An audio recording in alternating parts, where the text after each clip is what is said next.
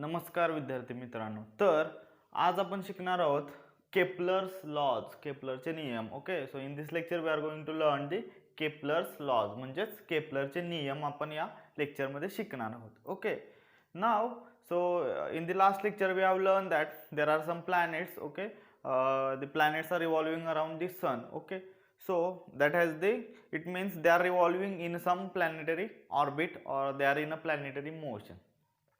The lot of observations were made till the 16th century.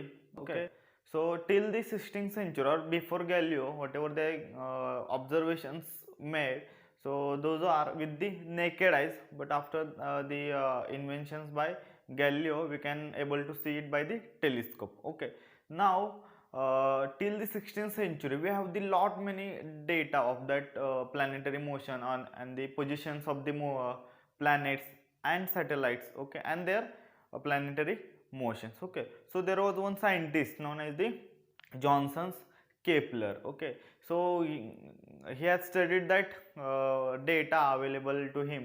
Then he concluded from that data that whatever the planets are following the whatever the planets which are revolving around the sun are follows some laws. Okay, तर याचा अर्थ काय बघा, जे काय planetary motion होत्या म्हणजे ग्रहांची जी काय गती होती त्याला आपण किंवा जे कक्षेमध्ये जे ग्रह फिरत होते ते काहीतरी रूल्स फॉलो करतात, काहीतरी लॉज, काहीतरी नियम फॉलो करतात. ओके, तर असं केपलरला वाटायला लागलं. बरोबर, मग त्यानं त्याच्यात स्टडी केला. त्यानंतर त्याच्यात संशोधन करून त्याने स्वतःचे एक 3 नियम बनवले. ओके, हे प्लॅनेटरी मोशनचे स्वतःचे 3 नियम बनवले. Okay, so Kepler has described the 3 laws of his planetary motion. That laws are known as the Kepler's laws of planetary motion. Okay, now let's learn that laws. Okay, before that you have to know the concept of ellipse or the one geometrical figure, or it is also known as the engineering curve, ellipse.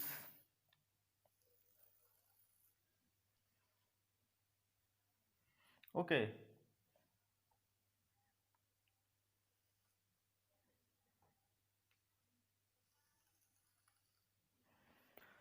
okay, now so there is a some egg like figure is there, okay, so that is known as the ellipse. Basically it is known as the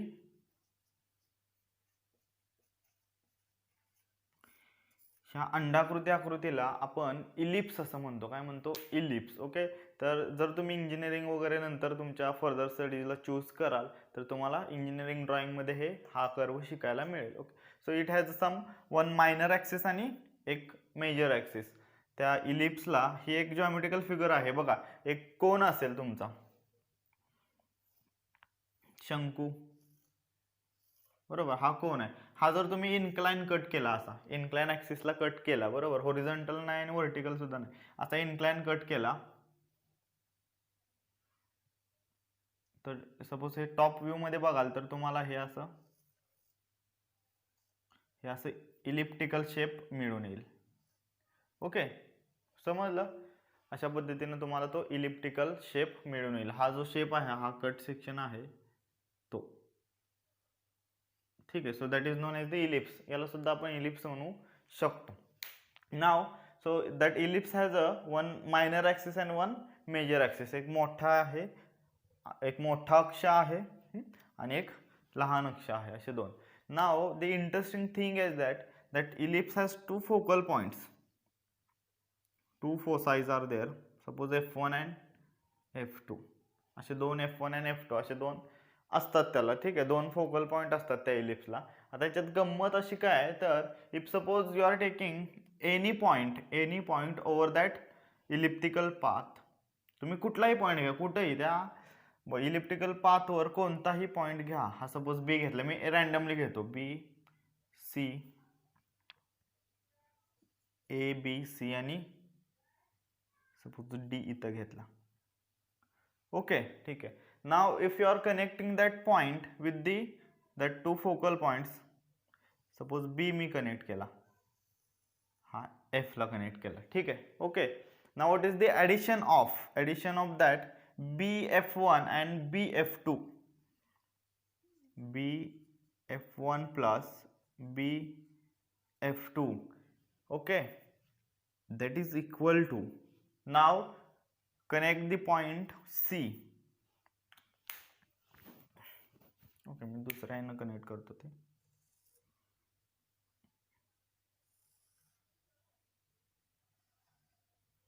ठीक आहे, C point connect केला.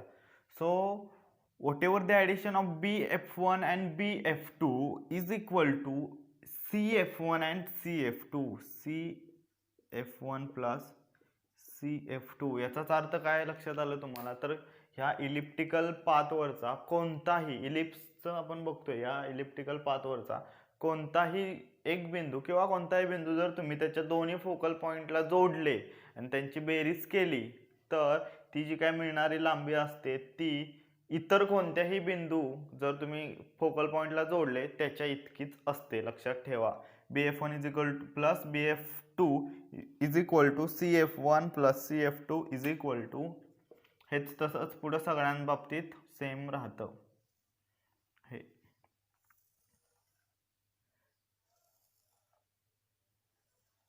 Okay, काय असणार मग?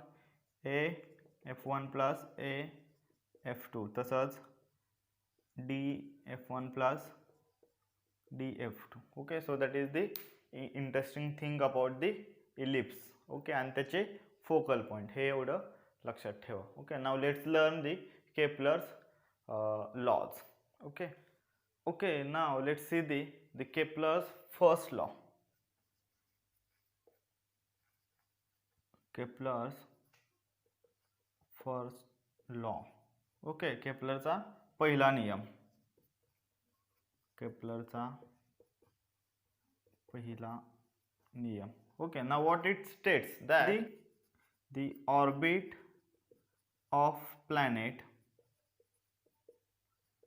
is an ellipse.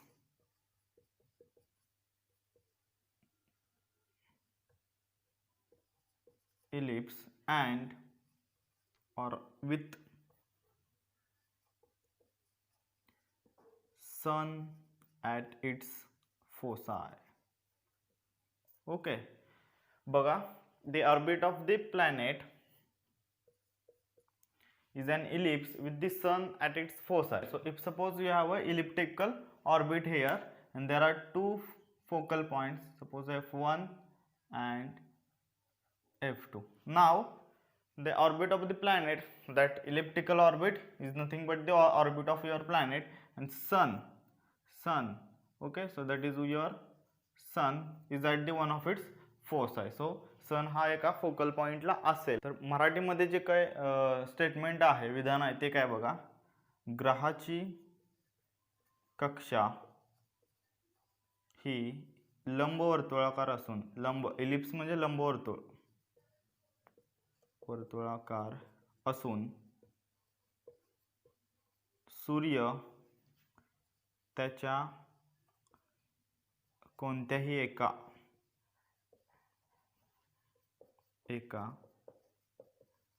नाभीवर असतो. Focal point म्हणजे नाभी केंद्र. Okay, so it means the sun is at the one of its foci and the planet is, suppose that is your planet, लहान करू आपण त्याला, so that is your planet and that planet is revolving around the sun with that elliptical orbit. okay, जो काही ग्रह आहे तो ह्या लंबवर्तुळाकार कक्षेमध्ये फिरतोय. ओके, आणि हा मध्ये एका याला सूर्य आहे, एका फोकल पॉइंटला, एका नाभीला सूर्य आहे, असा केपलरचा पहिला लॉ सांगतो. Okay, that Kepler's first law states. Okay, now let's see the what Kepler's second law states. that the second law of Kepler states that the line joining the planet and sun sweeps equal areas in equal interval of time.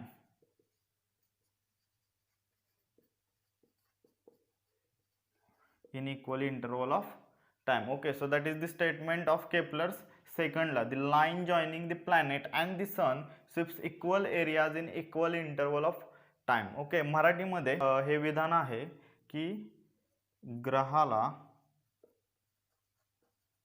सूर्याशी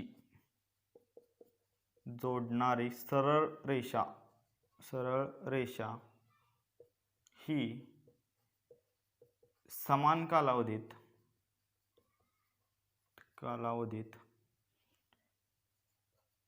समान क्षेत्रफळ व्यापते किंवा व्यापन करते. Okay, तर हे मराठीमधलं विधान आहे. कुणाचं तर केपलरच्या दुसऱ्या नियमात. Let's see the explanation of that second law. The line joining the planet and the sun. Okay, if suppose that is your planet, okay, is at the point A, suppose that is your point A. The line joining, straight line joining the sun and planet, okay, sweep the equal areas in equal interval of time. If suppose आजच्या दिवशी हा planet इथं आहे, उद्याच्या दिवशी कुठेतरी इथं असेल, बरोबर. आता मी अशा दोन लाईन जॉईन केल्या, बरोबर. ओके, मग तो एक दिवस झाला काहीतरी. एका दिवसात प्लॅनेटनं एवढा ऑर्बिट म्हणजे एवढा आर्क कव्हर केला, एवढा कंस कव्हर केला त्यानं. ठीक आहे. Sweeps equal areas in equal interval of time. याचा अर्थ काय, तर सपोज आता काही दिवसानंतर म्हणजे एका आठवड्यानंतर मी बघितलं तर तो प्लॅनेट इथं होता. ओके, परत त्याच्या एकाच दिवसानं आपल्याला इक्वल इंटरवल घ्यायचा आहे, बरोबर. एकाच दिवसानं तो काहीतरी इथं आला. ठीक आहे, त्याला आपण सी आणि डी असं नाव देऊ. याला आपण एस नाव देऊ. ओके, सनला एस नाव देऊ. सो सी आणि D. So the area between A S B is nothing but or the is equal to area of C S D. लक्षात घ्या, हा एरिया हाच तुमचा हा एरिया असणार आहे. That is what the Kepler second law states. The line joining the planet and the sun sweeps equal areas in equal interval of time. Time interval same तोच आहे, काय तर 1 डे सपोज, किंवा टी म्हणू आपण त्याला. ओके, सो टी एवढ्या टाइमसाठी तो प्लॅनेट आहे, तो एवढा आर्क मूव्ह करतोय. काही दिवसानंतर ऑब्झर्व केलं तर तो एवढा असा आर्क मूव्ह करतोय. मग तुम्ही जर त्या लाईन सनशी कनेक्ट केल्या तर तुम्हाला दिसून येते की त्यानं जो एरिया कव्हर केला तो इक्वल आहे. लक्षात घ्या, ग्रहाला सूर्याशी जोडणारी सरळ रेषा ही समान कालावधीत समान क्षेत्रफळ व्यापते. समान कालावधी म्हणजे टी कालावधी फक्त ठेवायचा, कालावधी समान पाहिजे. Okay, so that is what your second law states. हेच मग परत इथं कुठेतरी घेतलं.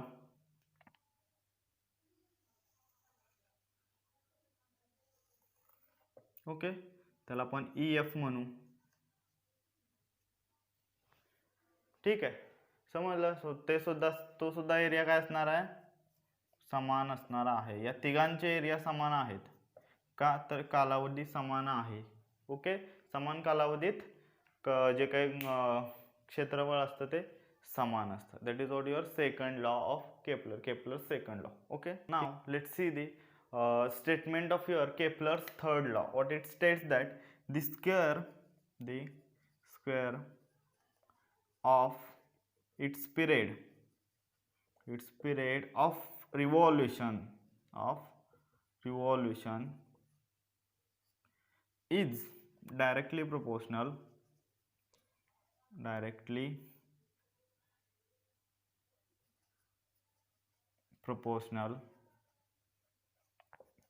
to the cube of its mean distance, or cube of mean distance of planet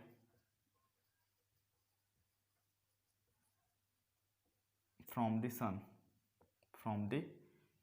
Okay, so that is the statement of Kepler's third law. The square of its period of revolution is directly proportional to the cube of mean radius or mean distance of the planet from the sun. Okay, so आणखी मराठीमध्ये याचं विधान आहे, सूर्याची परिक्रमा, परिक्रमा म्हणजे revolution, गोल round. परिक्रमा करणाऱ्या ग्रहाच्या आवर्त कालाचा टाइम पिरियड थोडक्यात. Okay, it's period of revolution किंवा टाइम पिरियड. आवर्तकालाचा, ग्रहाच्या आवर्तकालाचा वर्ग हा ग्रहाच्या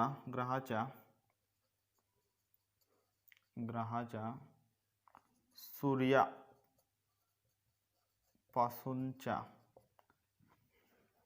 थोडंसं मोठं स्टेटमेंट आहे पण आहे तसं व्यवस्थित पाठ करा.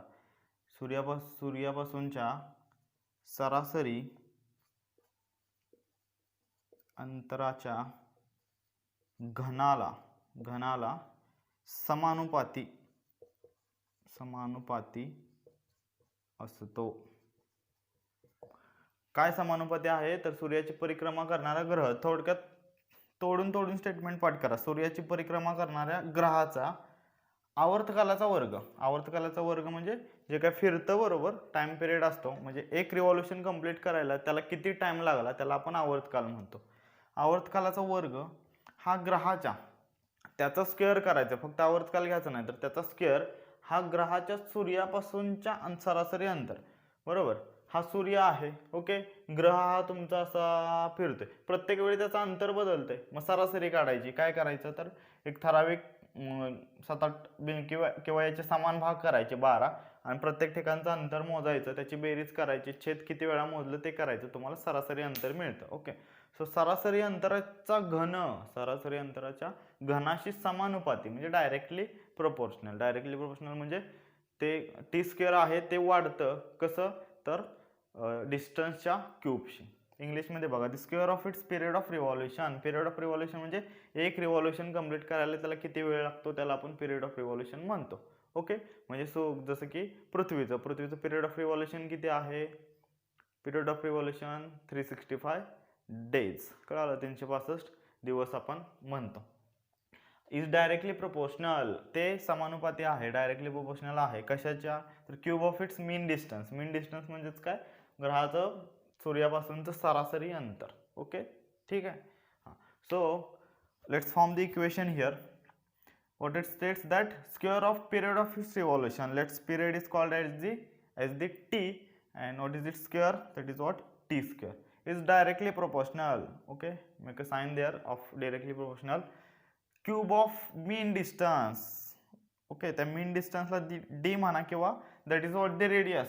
ह्या इलिप्सचा तो रेडियस आहे, प्लॅनेटरी ऑर्बिटचा तो रेडियस आहे, that's why it is called as the R. Now the cube of r is there, so cube of r. Okay, now that is what the relation here. हे काय relation.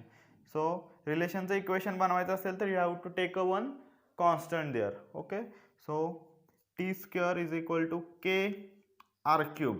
Now take K at one side, move that r cube, t square is equal to k r cube, move that r cube on the side of t square, so it will become t square divided by r cube is equal to k, where k is what, where k is constant. Okay, k हा काय आहे, इथे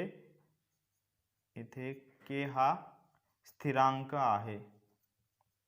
okay, तर तो constant आहे, तो Kepler constant आपण म्हणून ओळखतो, लक्षात घ्या.